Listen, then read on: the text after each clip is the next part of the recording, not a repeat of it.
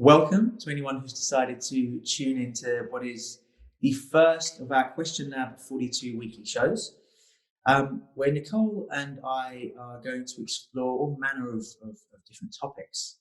We're going to broadcast this every single week on a Thursday at 7 p.m. UK time, which is 8 p.m. Central European time. And we're going to explore a few different formats for this. So some of the calls will be open conversation, as you're going to experience on this call. Some will be interviews. We've got some amazing people lined up who we're going to have some incredible conversations with over the next few weeks. And some of the calls will actually be live coaching sessions where we'll have one person guiding the other being very vulnerable and really exposing themselves and going through a coaching session as if it were something very private.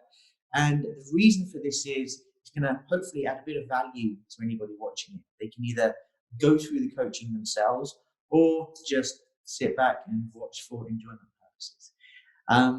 We're also very open and collaborative. So if there's ever a person you think we should seek to interview, or a format of call, or a topic that you think would be interesting to see us discussing, please do reach out to us and let us know.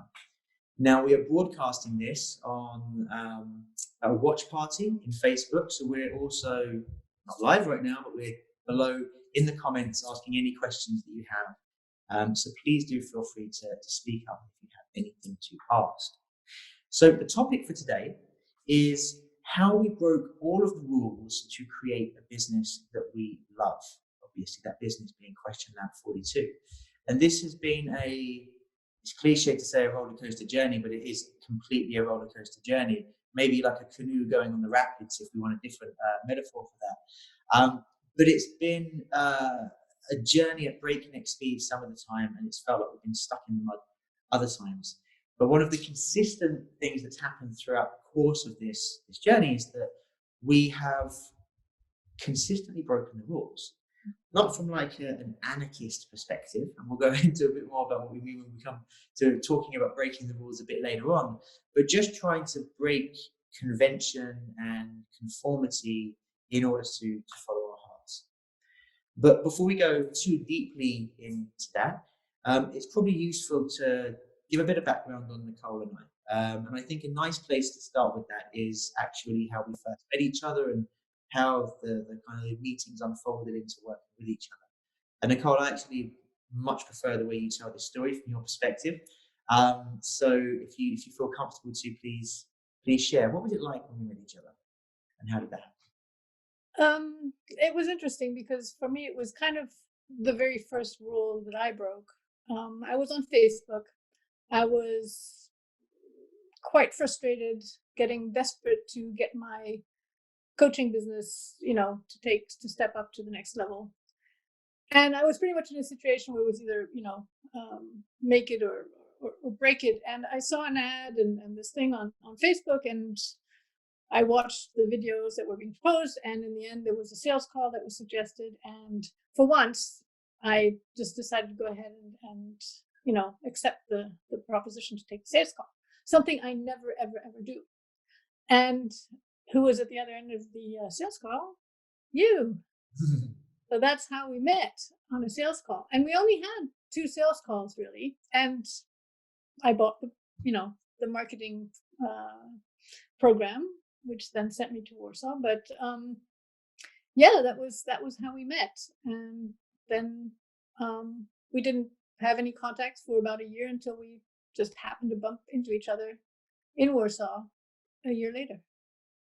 Yeah, it was good. And I remember bumping into you in Warsaw. It was really quite fun, quite a serendipitous moment, because when we had connected on that sales call, like, I try not to judge people in those kind of situations, but some people are really moody and grumpy and not that nice to speak to, and some people are just an absolute joy to connect with. And I always remember feeling that the conversation we had was amazing and we connected really well.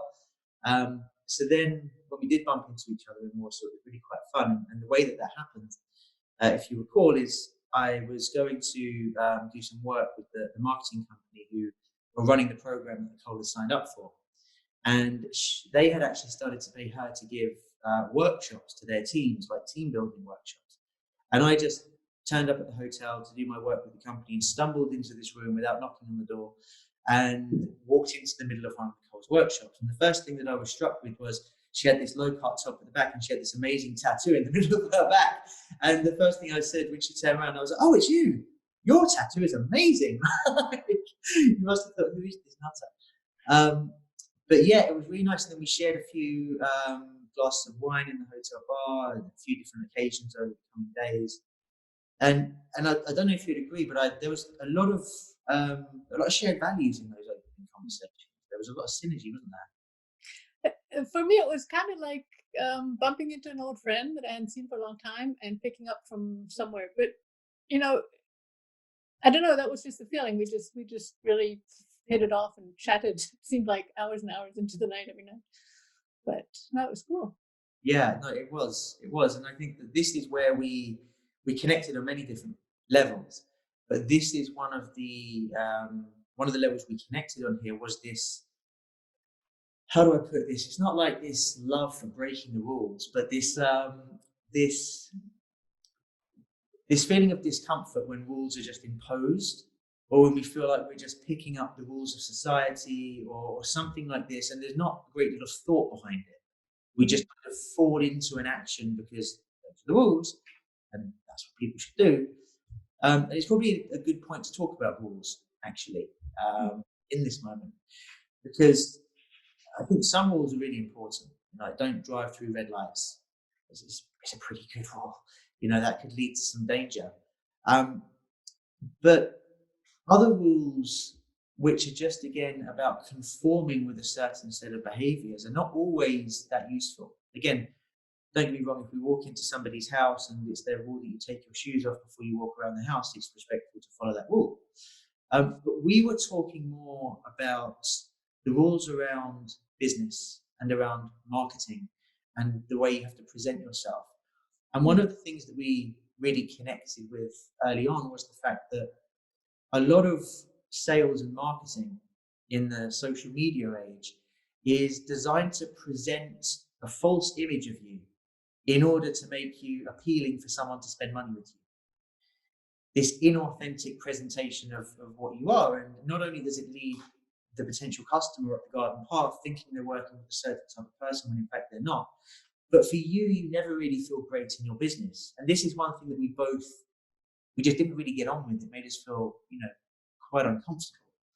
And I think this is one of those trips where a lot of rules are being broken for both of us.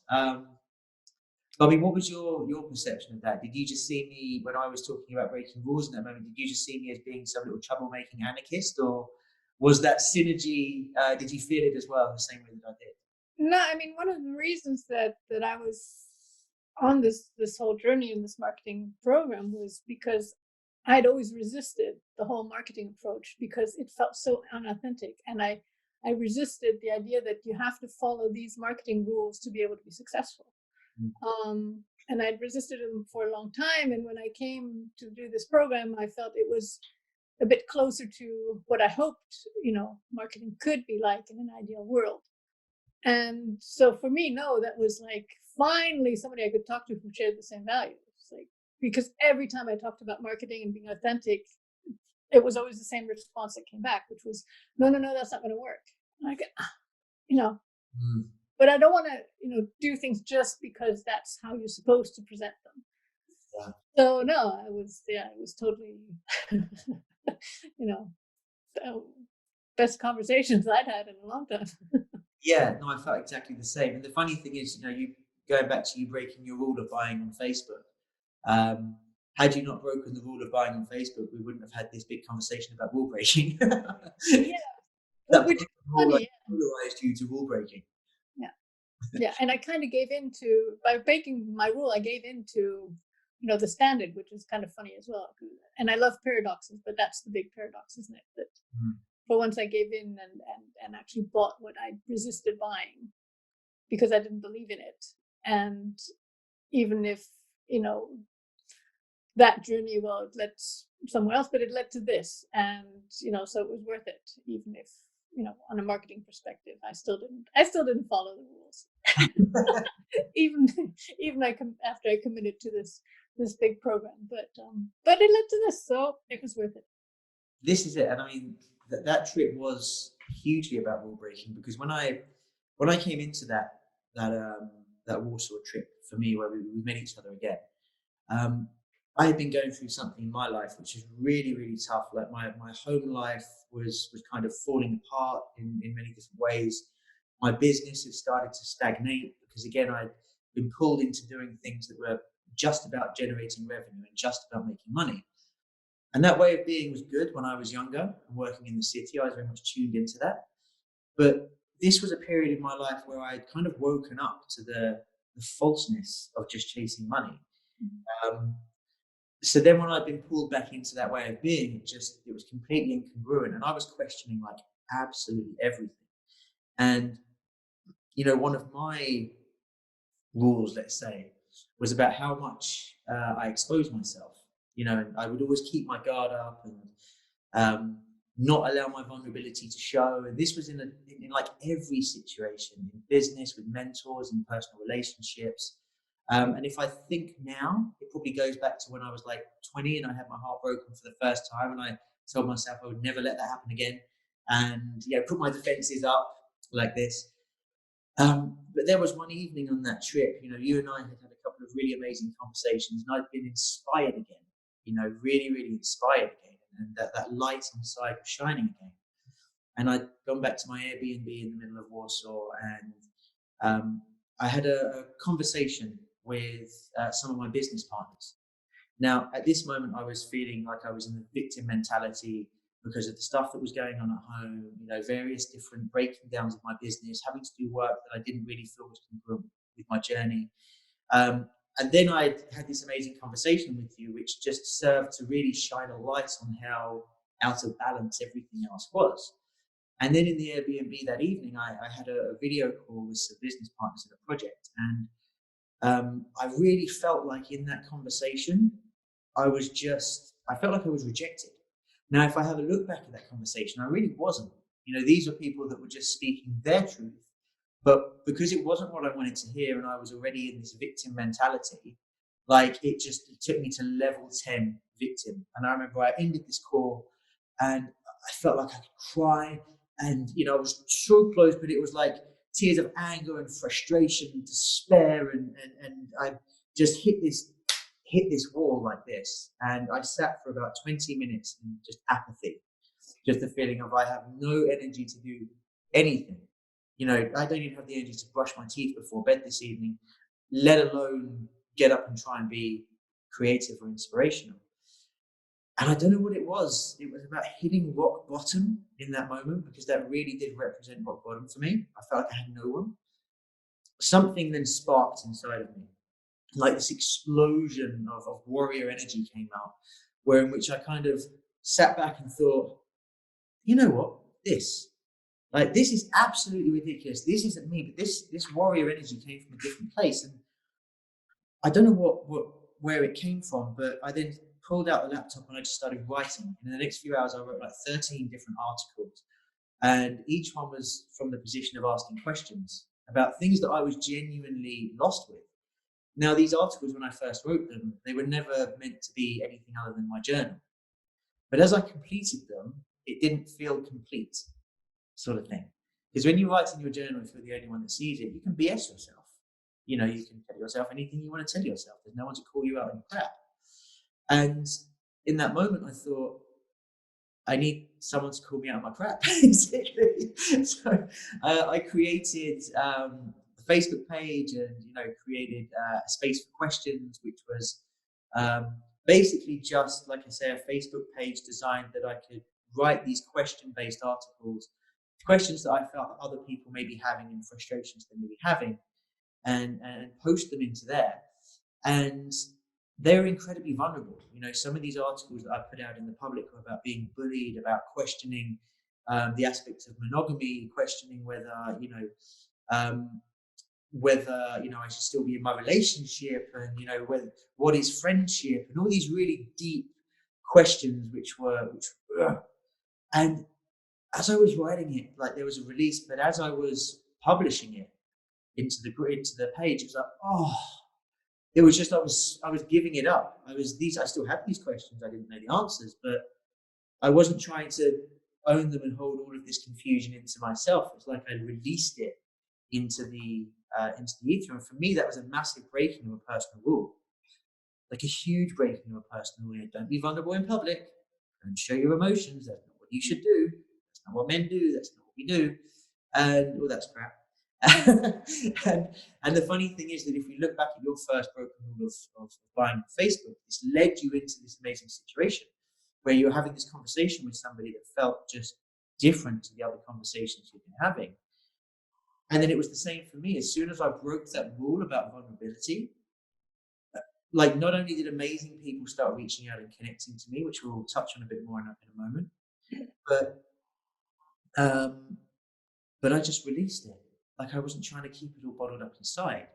And of course, this was happening while we were still in Warsaw together. And there was something interesting as well. If you think back to the Google campus, which is there's something that happened in the coming days, and I think it's nice if you tell that story from your perspective. Yeah, sorry, no, it's really interesting because at the time, this whole part of your vulnerability and what you were going through, wasn't visible to me to that extent, because we had some great conversations and so forth, but you didn't share with me you were going through that at that time. But funnily enough, I was going through something extremely similar, because I was putting myself out there. I was going to do a talk on questions, the power of questions, actually, at the Google event, which is another parallel, which is quite interesting. And for once, again, just like you, I'm not somebody who easily puts herself out there and allows herself to be vulnerable with other people. And I'd broken a rule for myself, as I'd made myself dependent on somebody who was going to be presenting me. And this was, as you were saying, this person who was giving this marketing program, that I was following. And then we kind of, I was still declined, but I turned into their coach, into the team coach during that whole phase. And we'd done a number of team coaching days already by that point. And he was supposed to not only present me, but show to the public the impact of, these massive questions and the way I was managing these things, the impact it had on the team. And 2 hours before the event started, he phoned me to say that he couldn't make it. And this left me so frustrated and a little bit like you, not being heard, not being seen, even though I'm sure he had very good reasons, but the reasons he gave me at the time I didn't receive them as being valid enough for letting me down. I felt let down. I felt not seen, and I was angry with myself for having made myself dependent on somebody for such an event. And the interesting thing was, and I remember being outside and being angry, walking the streets of Warsaw, literally swearing into the air. That's not me. That's sort of, but yeah, I was very angry. And then I saw you, and you were walking away from the hotel, and I thought, oh, just the person that I need to see right now, and actually ran up from behind you and I just grabbed you and I just said, I just need a hug right now. And considering that we'd only really met 3 days prior, sort of in person, that was a bit odd. And funnily enough, he had called you to see if you would be willing to at least introduce me to the event. And I was so grateful for that, because I couldn't have thought of anybody, else who I would have liked to do that. And yeah, and that kind of set the stage for the Google event, which was an amazing event, because you presented me in a way as though you'd known me for 20 years. It was a beautiful thing, and the event went, relatively well. And the funny thing is, 6 months later, we were back at the event, but this time we were presenting Question Lab 42 together. So there's a nice little, connection there with that location. But yeah, turned out to actually be the best thing. And during that last hour of preparation before the event, vulnerability came out, I think, from both sides. Things about my mother's passing, and you'd lost a friend recently as well, and it was another opportunity to just bond and and I realized that I depended on somebody who didn't show up, but the person that I needed to depend on, or at least to lean on, that the person that I could lean on would show up, and happened to be you. Yeah. So grateful for that. And again, it's another example of, you broke your rule about depending on somebody by depending on this person to present you, and that, a lot of the time I think these rules a lot of the time protect vulnerability. They protect us from having to be vulnerable. And sometimes when we break a rule, we step into a space of vulnerability. And when we're in that space, magical things can happen. Yeah. And again, it's about finding that balance, finding which rules it feels right to work with and which rules it doesn't so much. And you're right, like there was a connection that we had on the calls and, over wine. But they were nonetheless great connections. And the thing for me was that campus event was like it was bonding, because prior to that we'd had great friendly conversations and connection, but then, as you say, we both had someone close to us pass in the very recent past, and we were both feeling vulnerable for that reason. Vulnerable because we weren't being seen. There's so many parallels between how we were feeling. We were just in the right place at the right time to really be there for each other. And although it may have felt like, it was me coming in to help you in that situation, to be seen and appreciated enough to be able to stand on stage and present you to the point that I saw you go from, very upset and very teary to incredibly confident, and then giving this amazing presentation which had the entire room completely engaged. That made me feel fantastic in the moment. It really, really did. So it had a definite, two-way benefit to it. And I think that really after that, we created a bond, a young friendship, or a connection, should we say. This bond that we had, this bonding moment, turned that connection into a friendship. And I think that was also beautiful. And if we then move beyond that trip, we both went back to our respective places. Myself to Tenerife and you to Switzerland. And I continued with Space for Questions, if you remember. That started to get some good engagement, and I was having some really amazing conversations. And I was having people reach out to me direct, and a lot of people would inbox me rather than write on the comments, saying things like, I don't feel confident enough to write underneath the post because it's very personal to me, but I wanted to share this, or I wanted to share that. And that really connected me to the power of vulnerability, not just to release yourself from things, but to inspire others to, step into their own power and step into their own light. And one of the interesting things was that there were a few people that would comment and would start engagements underneath these posts, and like your contributions were just amazing. Like you were the most prolific contributor through that period, and I remember it wasn't just written questions. Then I started to interview certain people, and with a question as the main topic of the interview. And even under there, your questions would be amazing, and you would start these incredible engagements. And I remember thinking, I need to invite her to collaborate, like seriously. she's putting in equal, or if not more value than I am to this page right now. Like it's absolutely the right balance to invite her in. But for me, that was then another layer of vulnerability. It's one thing to talk about, your own challenges and publicly, but to invite someone into a space where you're being vulnerable and ask them to collaborate, is one of the rules that I generally wouldn't. It is one of my rules. Don't do that. And one of my business mentors used to say, "It's better to have an a-hole in your business than to have a hole in your business." And while this wasn't a business, the essence of that rang true. There was a small part of me which said, what if you invite her to collaborate and she ends up being a bloody nightmare? then you have to deal with it. But that was this tiny voice of doubt. We all have these little voices inside us which come from somewhere. But the greater voice inside me was like, yeah, this is going to be amazing. The stuff that we can do together is going to be absolutely incredible. So I remember I broke my rule and invited you in, and when you accepted, it was like, amazing. That was the right thing to do, and then we started working together with it, and it was quite beautiful. But for me, very quickly in that journey, I started to realize that platform, while it was wonderful for getting me through a period of time, it felt like it had served its purpose. Like it felt like quite a limited vehicle. And you and I started having these ridiculously amazing conversations, often 3 or 4 hours long, about all the things that we wanted to do. And we realized we needed something a bit bigger. And again, I hand back to you now. A lot of the inspiration in that time, you were coming up with these incredible ideas. And what's your memory of that period?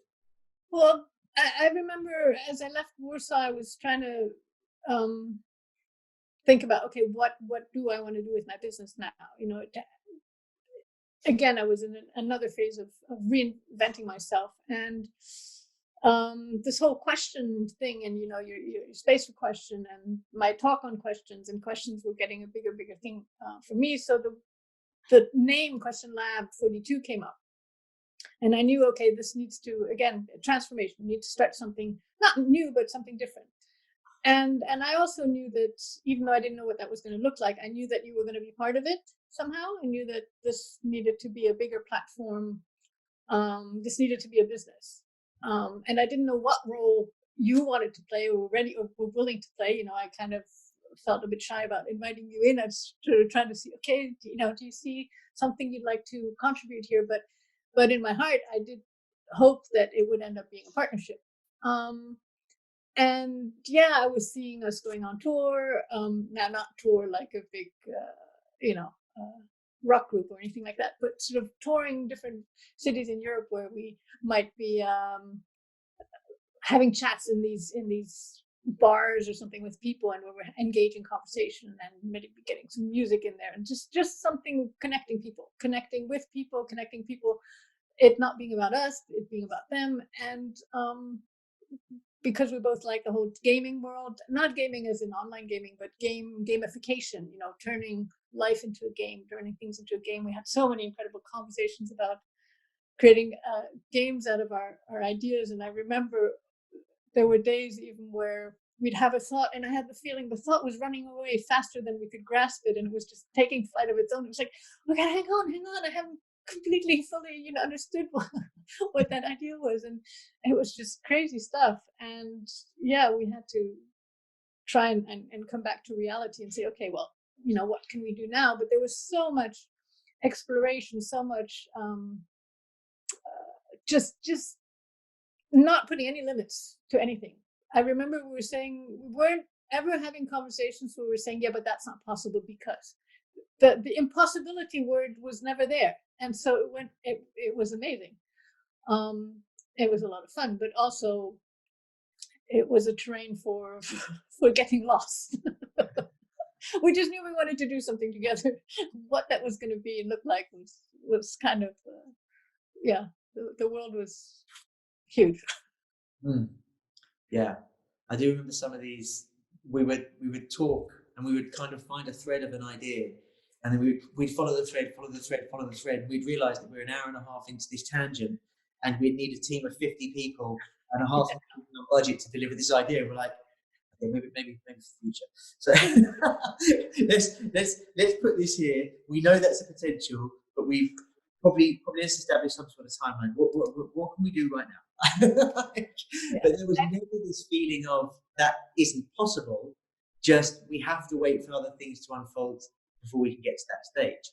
And again, for me, that was always really, really inspiring, because every business or project I've been involved in, it was like when we chased those wow things, those big picture things, there wouldn't even be the space to pursue the thinking or follow the thinking.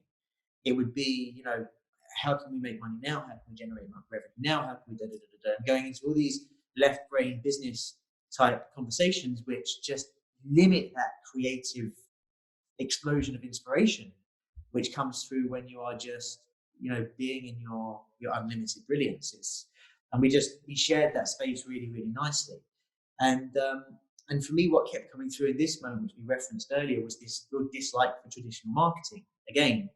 And this was something that I think in those early days we really had to figure out. How are we going to do this? And we played with lots of things, and we did lots of trial and error, and we explored lots of different ideas. And I loved that process because we didn't just pick something up and say, this person said this, or that person did that, or this case study shows that we should do X, Y, and Z. We were following our hearts in every moment, and it meant that we were always tuned in to a project which we loved being tuned into. There wasn't this, for the most part, getting caught up in left brain, what we should do. It was, what do we want to do? Where are we going with this? And of course, we have a video in our mini course which talks about the different decision-making centers that you have in your body.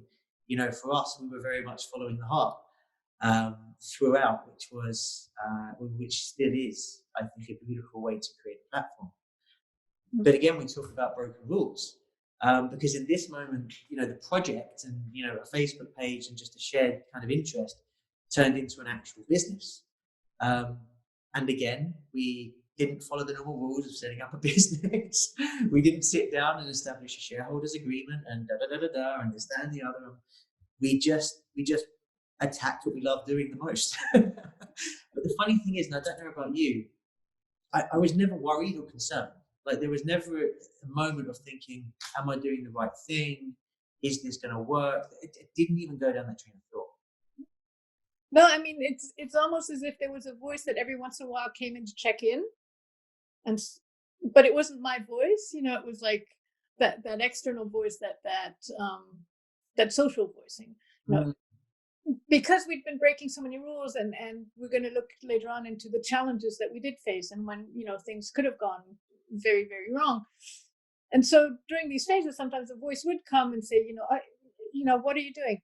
But every time I checked into the height, and there was not a smidgen of doubt. It was always like, no, this is the right thing. This is the right thing. I'm sorry, it might not be corresponding to what you believe, the world should be like, but that's no.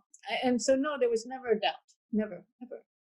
Yeah, and this is where you introduced me actually to your concept of slow mapping, which I think would be really cool if you can share now, because that was such an ingenious way I found at the time of figuring things out in a non-linear way. So if you would be happy to share a bit about that, I think it's amazing.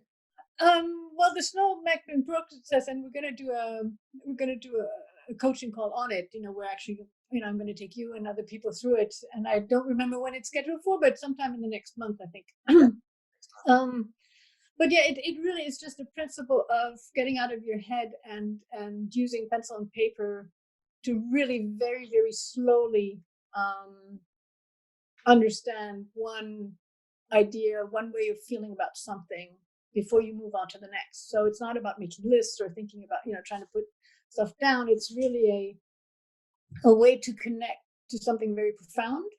But rather than it being in your brain, you're visually and physically putting it on paper, and you're spending time on it. And there's a process of how quickly you draw or you move on, and there's, and inking things and making them permanent and so forth. But yeah, it was just something that I developed a few years ago when my brain was overloaded with so many ideas that I would write everything down on these recycled pieces of paper, and then I would end up having a stack of recycled papers with really crummy notes on them, with no desire to look through them again, knowing that 50% of them would just be doubled or tripled. And so I threw everything out, and I spent one afternoon just doing this one map really, really, really slowly, and a whole game concept came out of it, and like everything about change ended up on one piece of paper in color, in a actually quite nice visual that I could have spent, well, I had spent years just taking silly notes over and couldn't wrap my head around. Excuse me. Yeah, so that's that's all I want to, I don't want to go off on a tangent. So well, I think, like you say, we have a call, one of our next 3 or 4 calls the schedule for these calls is actually on the QR42 page. If anyone's interested, to go and take a look at that coaching call that we do. Because, and I would advise that strongly, because when you introduced me to the concept of slow mapping, I was exactly as you were. I would write down notes, and I had like 10 notebooks, all with different notes, and like unorganized, no desire to go back through them. Like those notebooks are still somewhere in my house. I'm never going to look through them, but part of me never wants to throw them away. And then I started applying the slow mapping principle and working around with it. And we actually did a live experiment, a live coaching session in Warsaw in our first QR42 shoot that we did, if you remember. And just when I connected to the power of that particular principle, it kind of changed the way that I collect my thoughts and organize my thoughts as well. So I think it's really powerful. And one of the really powerful things I think it did for me is that various spiritual teachers throughout the ages have talked about when you're trying to figure out what you love, it can be a very difficult thing. And a great place to start is by figuring out what you don't love, because that's far easier to connect to. And when you've gone through a process of saying, I don't love that, I don't love that, I don't love that, I don't love that, after a while, it's kind of the things that you're left with are the things that you love. And it's just a spin on the way to do it. And I found slow mapping to be a great complement to that way of thinking, because it really, tuned me out of, I go to draw something or go to map a certain thing and I'm like, that doesn't resonate.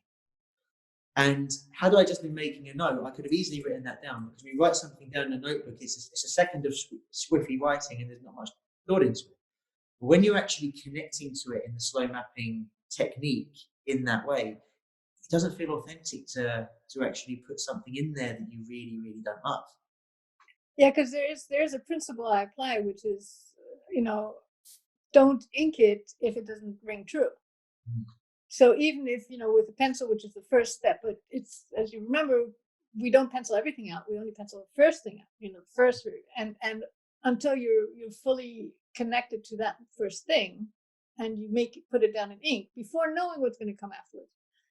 That is when, it needs to feel right. If it doesn't feel right, erase and start over until it feels right. And then you move on to the next. So that's what I like about that principle. It just doesn't allow you to bullshit yourself. In the sense that, because the moment you start inking something that doesn't ring true, the paper doesn't feel right anymore, and you can throw it away. And that's sort of the challenge, is staying with it and staying with aligning with the truth, and seeing how far you can get with that. Yeah. So, absolutely.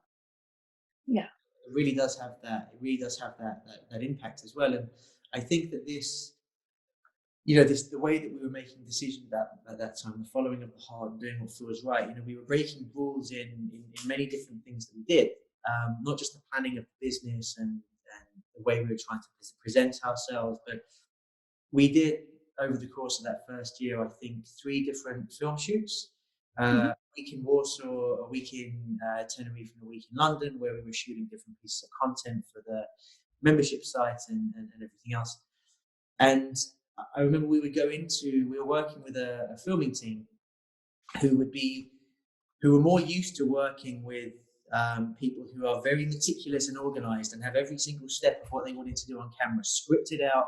Everything is just purely scripted and planned. And we kind of went into this shoot and just about to do 40 hours of filming in 5 days.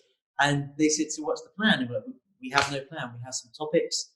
We're just going to get a jump off point and we're just going to roll with it. And I remember their faces like, are you sure? And we're like, yeah, absolutely. And this was the thing that I think that I realized in this first year, is a lot of the time we would be totally comfortable with breaking the rules, but it would make those around us insanely uncomfortable, because they were so used to, having their vulnerability protected by rules that they had built around them. And then you and I were completely cool with being vulnerable in these situations and removing the rule set. It made people step into themselves. But some of the people that we worked with, the film crew as a great example, I feel that some of the best work I've seen them produce was the work that they produced with us, not because of what me and you were doing on camera, but because of their side, the technical delivery their creativity in getting certain shots. And they, as soon as they stepped out of the rule set and stepped into that vulnerability, they were alive. They weren't a robot following orders. They were alive, and they were able to just have their creativity shine through. So it had this amazing, first quite an unsettling impact on those around us, but ultimately I think it was very good. But this period, we talk about this in this way, and it would be easy to think that this was just a year of plain sailing with absolutely no challenges and whatever else, and that would be inauthentic for us to position it like that. And I think that there's a couple of challenges that we had within that first year to 8 year, in that first year, I would say, that nearly shut us down. I would go as far as to state. And I think the first one, if I kind of give a frame from it from my perspective, I think you've probably got a really good, be really interesting to hear how you felt about this. But it was kind of coming towards, we started collaborating on a space for questions with each other, and things were starting to unfold. We'd set this schedule for how we were going to do things. Again, part of us still playing by the rules at that point. This really meticulous schedule about how we were going to do it. And at that point, I mentioned earlier that when I was in Warsaw, when we first met each other in person, I had some really, really challenging things going on in my life. And a couple of months after that trip, when we were in this collaboration stage, those things just came to us like a massive, massive explosion. And like my personal life just went upside down. And in that moment, it was really, really challenging to stay connected with the projects that I was doing. And I started to just become incredibly unreliable in those moments. Like we'd have these agreements where we'd say, okay, we're both going to do this, we're going to do that, and then the result is going to be this. And, if we hold each other accountable and we know we're going to get things done. And I just wasn't giving you the space to hold me accountable. I was just like, I would disappear for 4 days or whatever it'd be, and you couldn't reach me, or I would stand you up for like 3 calls on the trot. And, from my side, this was we talk about vulnerability. There's layers of vulnerability, getting more vulnerable and being more comfortable being even more vulnerable, or being comfortable being vulnerable in even more intense situations. And this was emotionally like the most intense situation of my entire life. And even though we had this really close relationship, I didn't feel like I could come to you and say, look, I'm going to be damn unreliable for the next few weeks because I need to lock myself away somewhere. I still tried to save face and, save my ego and try to go along with it, but then just wasn't able to deliver. And, I know from my side, it was desperate times. I was doing what I could, emotionally to stay above water. But how was that experience from your side? Well, I think it was really quite clear to me. I think I picked up on that quite well because, in normal times, as you said, you were being unreliable, and we'd have meetings set up, and then you just wouldn't show, and then you'd disappear for 4 days, and I wouldn't get any. And it happened a number of times, more than I could count. But in a normal sort of, if you follow the rules, the social rules that we grew up with, after 3 times, I might have said, well, who does he think he is? But I knew you were going through tough times. I knew that our connection was deeper than, like, it wouldn't have made sense that you were blowing me off because you weren't interested, because the connection was already deeper than that. So I was trying to give you the space, but it also made me work hugely on my patience and my own self-esteem and my, and not taking things personally, and just, I was excited about the things we were going to do, and it was just, staggering. And it lasted a couple of months, I'd say, this whole phase where, it would get better and then it would get worse again. It would get better. And, the whole, now we're in the good phase. Now we're starting, and then the disappointment. So, but I didn't sort of hold it against you personally. It was more, I was just starting to get a little impatient because I wanted things to take off. And every once in a while, sure, I wondered, well, maybe you are less committed than I am, or maybe you are less interested. So I would check in every once in a while and just say, hey, just, be truthful. If this isn't your thing, just let me know. Um, and but this, I think this whole phase was really, really useful as well, even though it was disturbing and it was challenging and it was, it could have, it probably I mean, any other situation that would have not lasted, but for me it was almost a really great opportunity to explore a different kind of relationship and to throw the relationship rule book out of the window and say, okay, social rules do not apply in this situation. They do not apply. And let's experiment with this and let's play with this and let's not follow any rules. And I remember we did decide on one rule at the time, which was there are no rules, and just that there was no room for assumptions of judgment. So whenever we'd go into assuming or judging anything, it was about checking in and just having that conversation, and it worked really well. And I remembered I remember thinking this relationship is like a puppy. It's like having a new puppy because we didn't really know each other, And I said it's like having a new puppy, and this is training phase, and we get to train this puppy to become whatever it wants, whatever however we'd like it to be. Of course, it's got its own personality, but it doesn't have any predefined rules, and I thought that was really exciting. Yeah. And so I'm really grateful for that phase, even though it was really, really tough, because I think it allowed us to create a deeper connection as well. There was a great lesson that came through that in terms of open dialogue and communication, because I remember there was a period where you'd started to, after a period of a month or two, started to voice, are you as committed to this as I am? And you started to speak up in those moments, is this something you still want to do? And I remember you were very gentle about it. You said, if it's not, that's totally fine. We don't have to be. And I don't know what it was, my memory doesn't serve me that well in this moment. I don't know what it was that really made me sort of say, I actually have to just explain to you the situation of what's going on in my world right now. And I remember we had a conversation and I explained to you what was happening and what was going on. And in that moment, I think it just poured like pouring cold water on the fire. It just dissolved any potential doubts that you were having, because then at that point you were like, oh, okay, well, this is the situation. I remember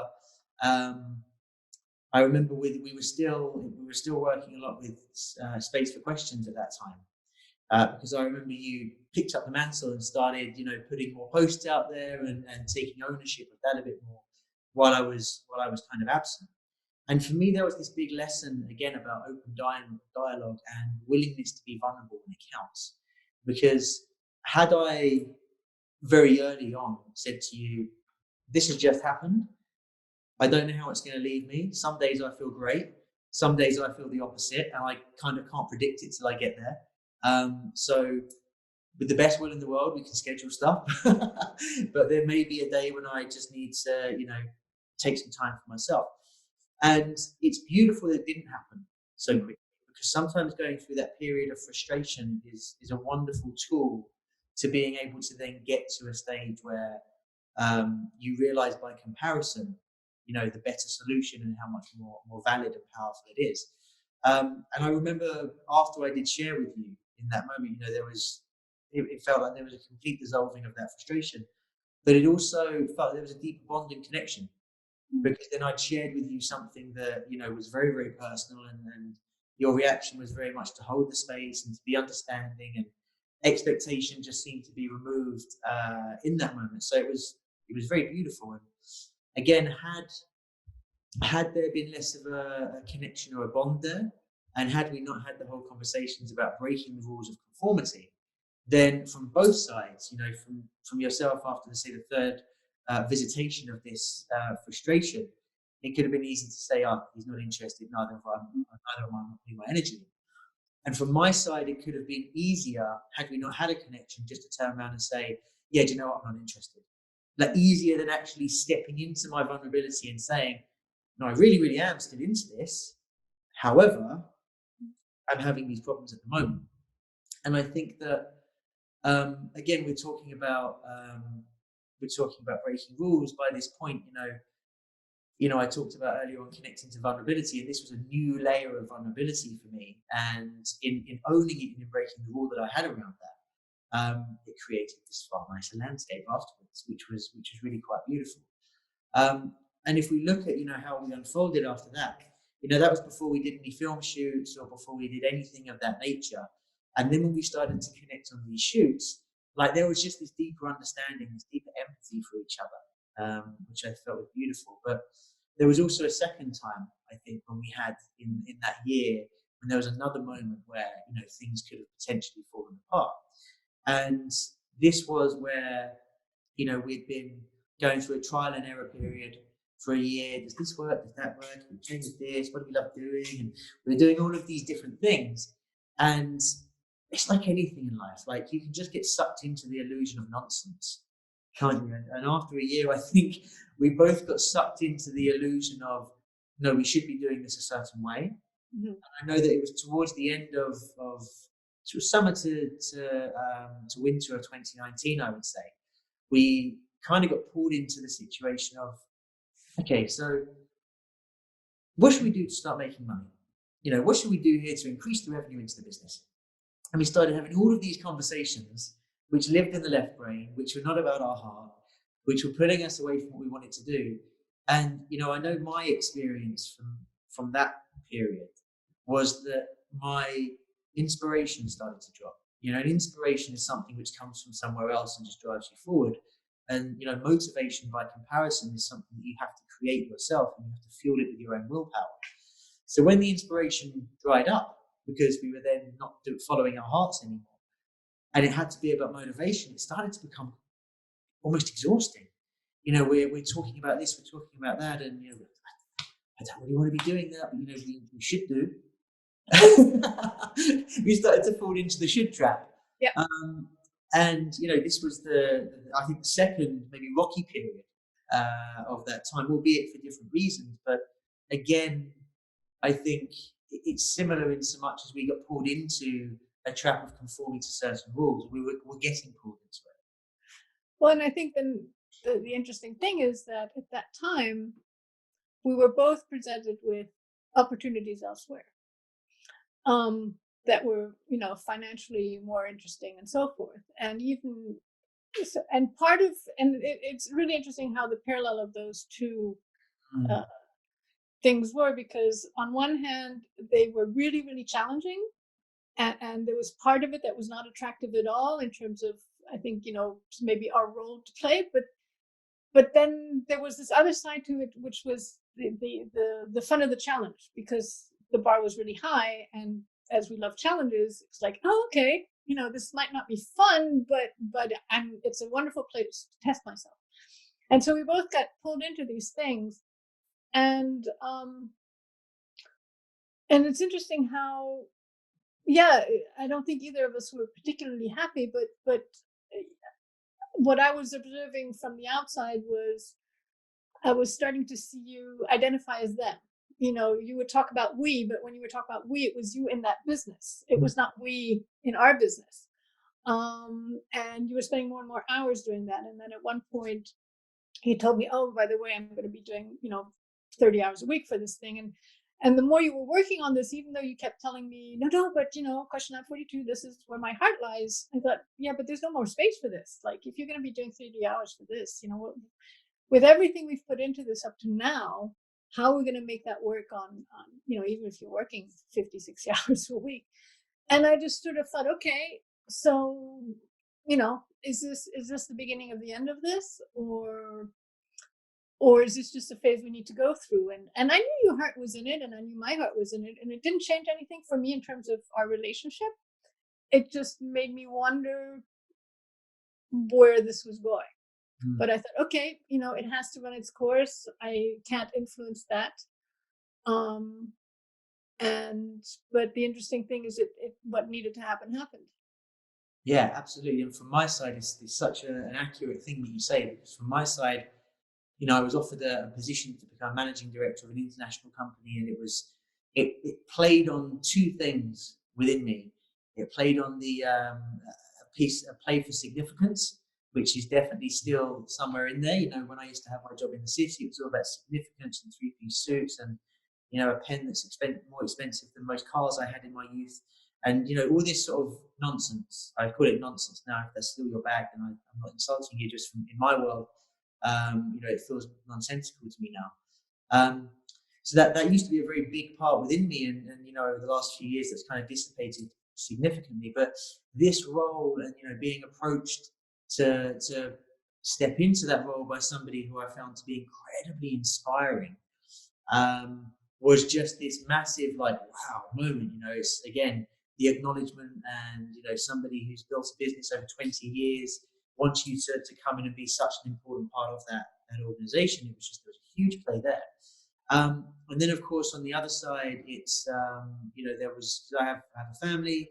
I have wife, 2 children, and we have a house to maintain, and all these sort of things. And it's the normal kind of scarcity piece can kick in sometimes, and so there were these 2 things which came in.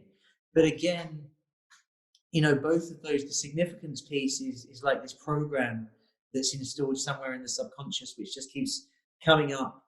They say the need for significance is one of the core human needs. And for me, I played that game for many years in my life, so much so that I know it doesn't really feed me at any deep level anymore. But it's obviously still installed there somewhere. But then the scarcity piece was, again, the core human need for survival. So it kind of, in this moment, and I guess I must have, been in a space where I needed these 2 things in my life. It kind of touched on these 2 pieces, but again was pulling me away from my heart. Because if we think about the video on decision making in the mini course, it's you have your heart, your head, and your gut, and the 2 things that drove the decision to get involved and take that position, I think, was survival based. The survival of my ego in terms of giving me significance, and the literal survival of finances to address the scarcity. But we come back to this point, the decision making was made in the gut rather than bringing it back into the heart. And we had a few conversations where I was like it just wasn't feeding my soul in any way to be a part of that organization. And we had a few conversations about it. And I remember I said to you, with this, I feel totally lost. And if anything, these few months of being in this position with this organization have just really made me realize how much I love what we're doing with Question Lab 42. And you came up with one of my favorite quotes that you come out with, which was something to the effect of, sometimes you have to get lost to truly know where home is. And it was like, as you said that, it was like so clarity inducing, like, yeah, there we go. And it brought me straight back into it. But again, had we not, again, maintained that open dialogue, had we not, again, maintained the ability to be vulnerable with each other, we may not have had the conversations required for that realization to come in. If I think of myself in my early 20s, where I was just pure warrior energy, going out there, knocking down doors and trying to be the strongest there was, that version of me probably would have stayed in that role that gave me such significance for a far longer period of time, only to get down somewhere down the path and go, oh crap, why am I here? Now I don't know where home is. Now I'm utterly lost. It makes no sense. So it's fun, and I know for you at that point, you had an opportunity, like your side of this coin, was you had an opportunity to work with some very intellectual people, to go through a period of coaching with them, which didn't feed your soul in any way after a period of time. So what was kind of your motivation to get involved with that when that opportunity arose? Well, it was the challenge. It was the fun of the challenge. I mean, this was a group of psychiatrists, and for psychiatrists to ask a coach to come and help them was in itself an interesting concept for me. So an interesting challenge, and I do find it, on an intellectual level, very interesting. But let's say, it's not where my heart lies, in that respect. I think it's, I just, And there's the other thing. I mean, we'd gone and done some workshops with teams together in November, which I really, really loved doing. And doing this thing on the side, even though it was intellectually, and it wasn't about the psychiatrist. I think now that I think about it, it was the fact that we weren't doing it together. I think if we'd been together doing that, it would have been a completely different experience. So yeah, I think that's what it was, is that, when we're in the same room working with people, the energy is just so different than when either I'm alone or when I'm with somebody else who I'm collaborating with, because I just don't have the same connection with them. And doing it myself, I mean, it's just a bigger role, a bigger, heavier thing to carry. So, having done that together, I think that's what was really missing. It was just that it wasn't the thing in itself. It was the fact that I was doing it on my own. Yeah, and again, I think that it's important to have an awareness around these stumbling blocks, because it can be very easy when you look back in retrospect through any business journey that you've had, to fall too heavily on one side of the fence. Only ever look at the good times, or too heavily, wallow in the bad times or the tough times, as we may call them. But it's, I think it's important that we have this awareness when we can sit here and we can talk and we can say, this was the situation. What was the motivation? What kind of pulled us into that? Because looking back in retrospect just allows you to navigate moving forward at a higher level.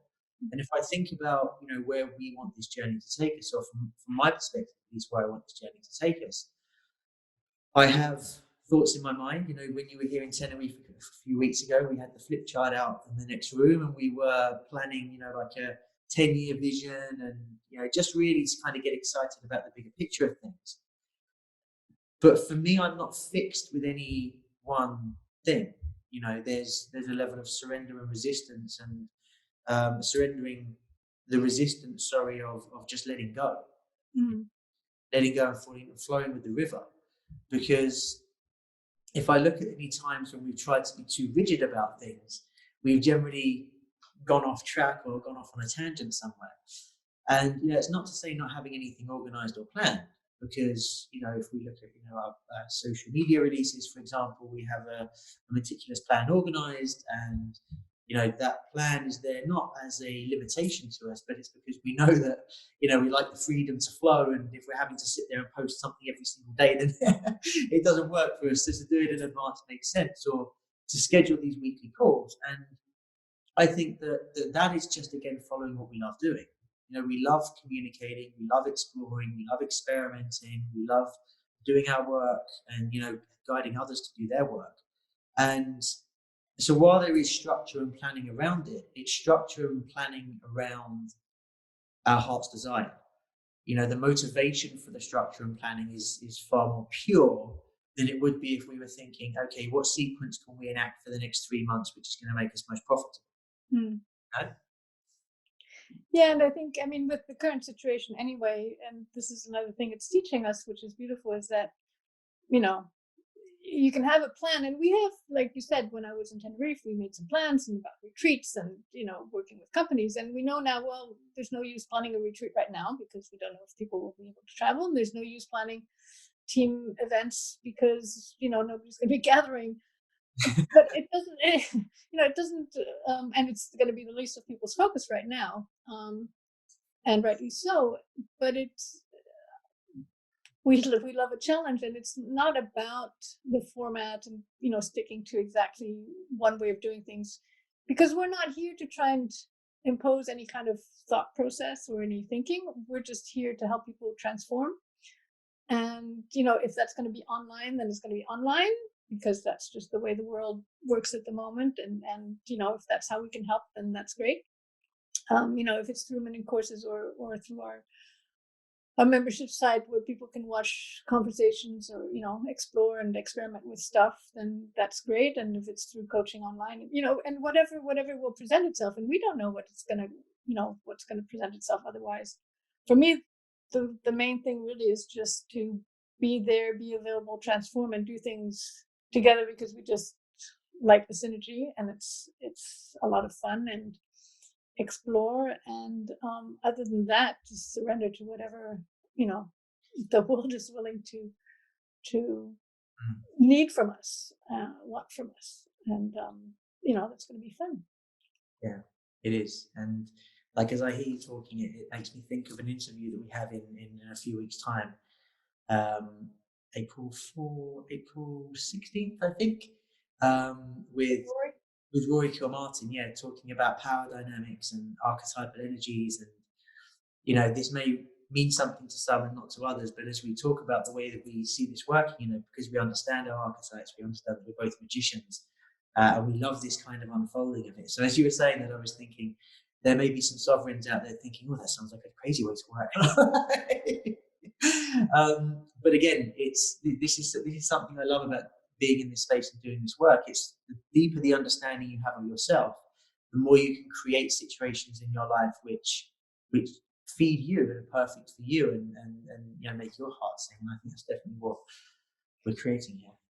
And others around you as well. I think there's it's a space that goes beyond just us, and we've noticed that when we were in the presence of other people, is you're creating an energy which feeds people to step into their own truth and find their own truth. And I think that's what's so exciting, is to see the effect on others just by holding the space, or just by asking those questions that allows them to, to find their own truth and find their own solutions. And I think that's why we're so passionate about what we do. But yeah, it's exciting to say the least. But one thing about breaking the rules, we've been talking about breaking all these rules, and as you're talking about archetypes, and some archetypes might think, oh my God, what a way to run a business, that would be impossible for me. We want to make one thing clear, is that we're not suggesting that people break these rules. We broke these rules because that's where we felt comfortable, and we felt that we needed to break them, and I'm glad we did. There's in no way that this conversation is in any way a suggestion for people to break rules that feel right for them. We're not trying to tell people just take all the risks that you possibly can, unless it feels right. Yeah, absolutely. There's always categories, levels. Yes. Yeah. So beautiful. Well, I think I'm complete for our conversation. Is there anything else you wanna share to be complete, or are we good? No, I'm just really excited about what's to come. I'm excited about the webinars we're going to be sharing. I'm excited about the coaching that we'll be going through, and the interviews we'll be doing, and the things we're going to offer to people through our website. Yeah. And I hope we just get some awesome people here who have something to contribute, some ideas, some questions, and start some conversations. Yeah, perfect. We'll pop links to the website and everything below. So if anyone does want to go and explore the programs that we have, and the membership and the mini courses and things like that, that's possible. But for now, thank you. That was a super fun conversation. Thank you. Tune in next week. Bye. Bye.